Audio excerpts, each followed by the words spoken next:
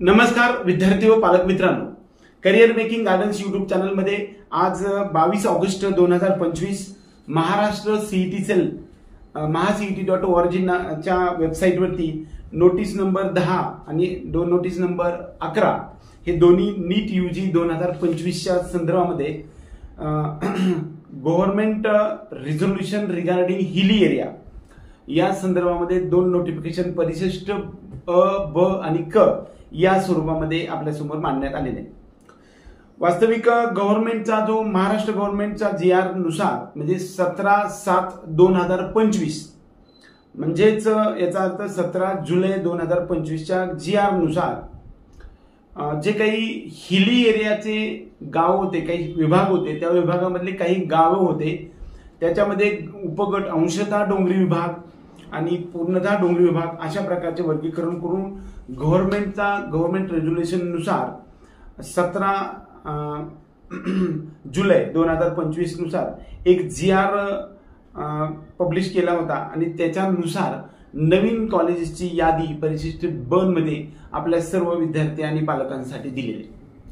वास्तविक जी काही आपली प्रोसेस होती ती 23/7/2025 ला संपली. म्हणजेच रजिस्ट्रेशनची प्रक्रियाच्या अगोदर सर्व प्रकारच्या म्हणजे ऍडमिशनच्या अगोदर सर्वांना जो काही हिली एरिया सर्टिफिकेट मिळालेलं होतं त्याच्यासाठी लागणारे पालकाचे डोमिसाईल सर्टिफिकेट, विद्यार्थ्याचं डोमिसाईल सर्टिफिकेट आणि हिली एरियामध्ये 11वी किंवा 12वी झालेलं असलं पाहिजे होतं.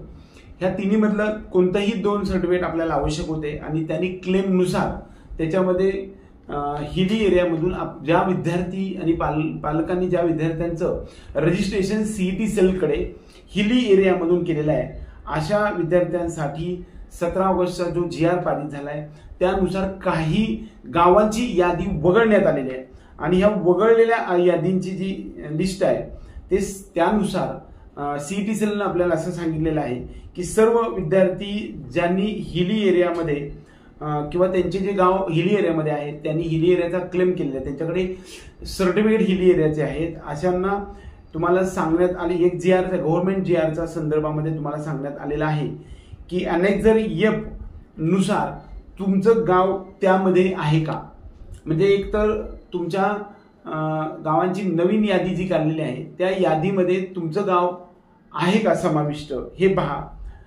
ऑल इन्स्टिट्यूट्स अँड कॉलेजेस म्हणजे ज्या कॉलेजना ऍडमिशन हिली एरियामधून दिलेलं आहे अशा विद्यार्थ्यांना hereby directed to reverify the documents of admitted candidates of CAP round 1 म्हणजे पहिला राऊंड जो MBBS BDSचा झालेला आहे त्याच्यामध्ये ज्या विद्यार्थ्यांचं हिली एरियामधून ऍडमिशन झालेलं आहे त्यासाठी सर्व मेडिकल कॉलेजेस आणि त्यांच्या इन्स्टिट्यूटला सुद्धा ते जे काही व्हेरिफिकेशन केलेलं आहे ते सर्व विद्यार्थ्यांचं व्हेरिफिकेशनचं हिली एरियाचं सर्टिफिकेट जे आहे तो GR 17 जुलैच्या अगोदरच्या विद्यार्थ्यांनी जे काढलेलं होतं त्यांचं गाव हे हिली एरियामध्ये होतं, परंतु नवीन काही त्यामधले गावे वगळलेले आहेत. असे वगळलेले काही गाव असतील तर अशा विद्यार्थ्यांचे सर्व हिली एरियामधून रजिस्ट्रेशन केलेल्या विद्यार्थ्यांना कॉलेजमध्ये ऍडमिशन झालेल्या इन्स्टिट्यूटला सीईटी सेलने सांगितलं की तुम्ही रिव्हेरीफाय करा, म्हणजे परत ते बघा की ते गाव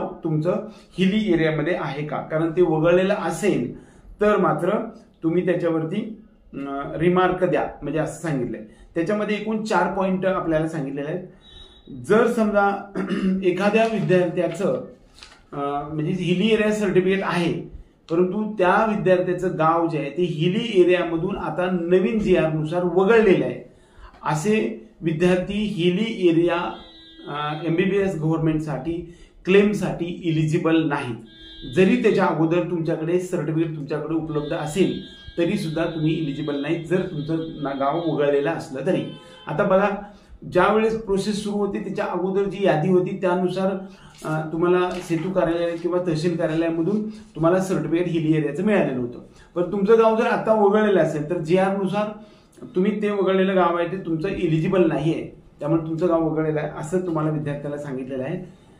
join to college CAP round 1 म्हणजे कॅप राऊंड मध्ये म्हणजे राऊंड MBBS BDSचा कॅप राऊंड 1 मध्ये ज्या विद्यार्थ्यांनी जॉईन केलेला आहे अशा विद्यार्थ्यांना जर जो काही तो हिली एरिया मधून झालेला असेल त्याचं सिलेक्शन, तर मात्र त्याचं ऍडमिशन कॅन्सल करायला सांगितलेलं आहे. म्हणजे बघा, पहिल्यांदा लक्षात घ्या की सर्व विद्यार्थ्यांनी पालकांना आपलं गाव जे आपल्या लिस्टमध्ये आहे का बघा. जर तुमचं गाव त्यामध्ये नाव असेल तर तुमच्यासाठी काही अडचण नाहीये. म्हणजे ज्या विद्यार्थ्यांकडे सर्टिफिकेट हिली एरियाचा आहे त्या विद्यार्थ्यांच्याकडे जे नवीन GR नुसार जी गावांची यादी दिली त्या यादीमध्ये तुमचं गावाचं नाव आहे का बघा. जर गावाचं नाव असेल तर याचा तुमचा काही संबंध नाही, या नोटिफिकेशनचा तुमचा काही संबंध नाही. जर समजा तुमचं गावाचं नाव याच्यामधून गायब झालेलं असेल तर नवीन GR नुसार तुम्ही हिली एरियाच्या क्लेमसाठी इलिजिबल नाही. जरी तुमच्याकडे पहिलं सर्टिफिकेट असेल तरी सुद्धा तुम्ही हिली एरियासाठी क्लेमसाठी सर्टिफिकेट इलिजिबल नाही. त्यामुळं जर समजा तुमच्याकडे आता कॅप राऊंड 1 मध्ये MBBS BDS मध्ये कुठल्या तरी कॉलेजमध्ये ऍडमिशन झालेलं असेल तर ते तुमचं ऍडमिशन कॅन्सल होईल. पण दुसऱ्या राऊंड मध्ये मात्र तुम्ही विदाऊट हिली एरिया म्हणून तुमची जी दुसरी कॅटेगरी आहे त्या कॅटेगरी म्हणून विचार केला जाईल. मात्र यामध्ये मात्र त्यांचं नुकसान आहे की पहिला राऊंड हा त्यांचा बाद झालेला आहे. आता दुसरा टॉपिक असा असतो की जे नॉन हिली एरिया कोटा, उदाहरणार्थ ज्यांनी ऍडमिशन गव्हर्नमेंटच्या ऐवजी प्रायव्हेटमध्ये झालेलं आहे किंवा गव्हर्नमेंटमध्ये झालंय परंतु त्यांचं ऍडमिशन हिली एरिया कोट्यामधून झालेलं नाहीये, ओपन मधून झालंय, ओबीसी मधून झालेलं आहे.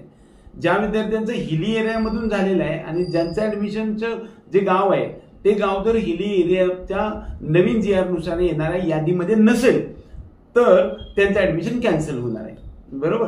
परंतु जर तुमचं ऍडमिशन गव्हर्नमेंटमध्ये सुद्धा हिली एरिया कोट्यामधून झालेलं नसेल आणि तुम्ही हिली एरियाचा क्लेम सादर केलेला असेल आणि प्रायव्हेटमध्ये सुद्धा ऍडमिशन तुमचं झालेलं असेल, ते तर ऍडमिशन तुमचं हिली एरियामधून झालेलं नाही, त्यामुळं त्यांचं ऍडमिशन कॅन्सल होणार नाही, हे लक्षात घ्या.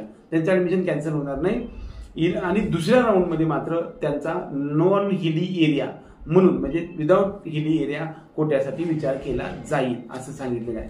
नंतर सर्वात महत्वाचा टॉपिक असा आहे की हिली एरिया कोटा क्लेम केलेला आहे आतापर्यंत विद्यार्थ्यांनी, पण त्यांचं या राऊंडमध्ये सिलेक्शन झालेलं नाही. म्हणजे तुमच्याकडे जुनं सर्टिफिकेट आहे परंतु तुम्ही हिली एरिया क्लेम केलेला आहे परंतु तुमचं या राऊंडमध्ये कसल्याही प्रकारचं सिलेक्शन झालेलं नाहीये, तर मात्र तुम्ही मेल करायचंय. म्हणजे सर्व जर डॉक्युमेंट तुमच्याकडे हिली एरियाचे जे आता नवीन यादी आहे त्या यादीमध्ये तुमच्या गावाचं नाव नसेल तर तुमचं नाव वगळलेलं असेल तुमच्या गावाचं नाव, तर मात्र तुम्ही नवीन GR नुसार असणाऱ्या यादीनुसारच तुम्हाला करावं लागणार आहे.